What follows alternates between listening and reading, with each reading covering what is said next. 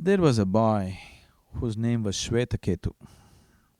Svetaketu means a white comet. Sveta means white, Ketu means like a comet or a streak. Svetaketu was born in a certain family of Brahmins. Today it has just reduced itself into a certain sect or a caste, but fundamentally a Brahman means the ultimate. A Brahmin means one who is in touch with the ultimate. Today somebody is Brahmin by birth, it doesn't mean anything. If you are a Brahmin out of your awareness, that's everything, you know. So this is a family of Brahmins, not only by birth, but they truly exist as Brahmins. This boy, when he reached 12 years of age, he was sent to a certain master to study. 12 years he studied. A brilliant boy, he grasped everything well. All the Vedas, the Upanishads, the Brahma Sutras. These, what I am referring to, they contain everything that can ever be said about a human being. Anything that can be said about man and his beyond is said in the scriptures. That's why they're so dangerous. He learnt everything, 12 years of study. Being a brilliant boy, he grasped everything. After 12 years, the master said, "There is nothing more to learn for you. You have learnt everything that is there to learn. I think it's better you go home." The boy went back home. He entered the house. The father, who was sitting there, looked at him and he said, "You have come as an ignorant fool. No, I learnt all the Vedas, the Upanishads. If you want, I can recite them backwards, if you want." He says, "I know, everything that can be learnt you have learnt. But that which learns, about that you have not learnt anything. The very way you walk, I know. You know too much. I can see that now you know too much, but you do not know that which knows. So you are very ignorant. We are true Brahmins. We are not just Brahmins by birth. If you want to be here, you must know the knower, not that which can be known. You go back to your master." The boy came home. 12 years he's been out for study. He comes home with graduation, you're supposed to set up a party for him. But this father just turns him out of the house.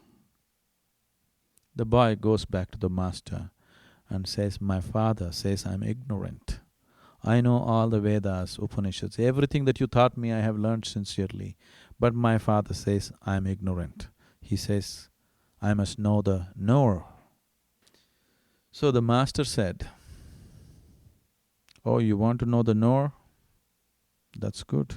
These 12 years you were only interested in that which can be known. So we taught you all the nonsense that can be known in the world. You learnt all that, so I sent you back. Now you are saying that you want to know the knower. Let me see. You do one thing. Take this herd of cattle. In the ashram they have cattle. Take this herd of cattle and go into the forest." There were 400 cattle. He said, "You take it and go into the forest. Just be with them. When they become 1,000, you come back." 400 to become 1,000, how much time it's going to take? Whatever time it takes. When it becomes 1,000, you come back. Svetaketu couldn't believe this. He's gone through the full scale of education. It's like you went to the university, studied for 20 years, got a PhD, then they say you have to be a cowboy. You have to just graze cattle. He went. Initially there was turmoil, struggles, and what is this? Everybody rejected me, and my master gave me this, and so many things. A few weeks and months, the mind ran. See, for your mind to run continuously, you need input. Without fuel, it cannot go on. Constantly you're giving that input to it, isn't it? So he just went into the forest, just the cattle. Slowly, you know, he forgot about what's happening in the ashram, at home. These Vedas, Upanishads, this knowledge is powerful only if there is somebody to listen to you. Okay? All knowledge is powerful only if there is somebody to show it off to. With the cattle, the cows won't listen to your Vedas.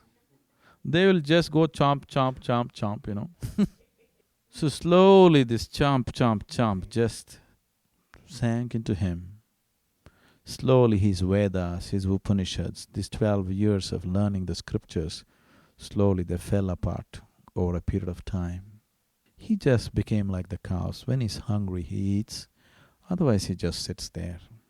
They say the shape of his eyes changed. They became like the cow. He became so much like the cow, but truly existing. No more a slave of his mind. When he sits absolutely.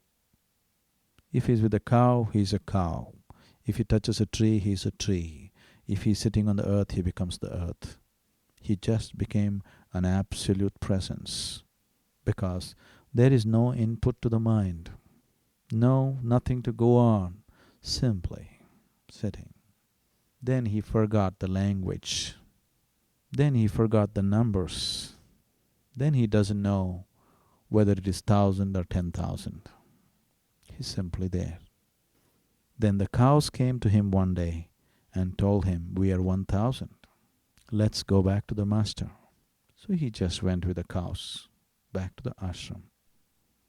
He just came, all the cows entered the ashram and stood there. He also stood. The ashram has grown big. The number of disciples has multiplied manyfold. But he just stood along with the cows. Then all the disciples, full excitement, they all came and said, "Svetaketu has come back. Let's count the cows. Maybe he may not have 1,000. Let's see." They counted. It was 1,000. Then they told the master, "It is 1,000. He's come back." Master said, "No, it's not 1,000. It's 1,001.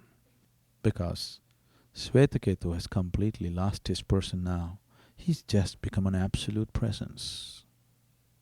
So don't make everything into an input. Gathering, gathering, gathering. We gathered enough on this planet. We are going to gather more and more and more. It doesn't matter how much you gather, you will not know the absolute. You will not know the ultimate. Only when you throw away the gathering. And without anything, if you can be here, it does not mean getting rid of something. It is just that if all impressions that you have gathered in the form of knowledge, in the form of everything that's gone into you, if that is kept away, then you will see that which is knowing everything, that which is the basis of knowing, becomes present in a huge way. Huge is the wrong word, because it becomes absolute and unbounded.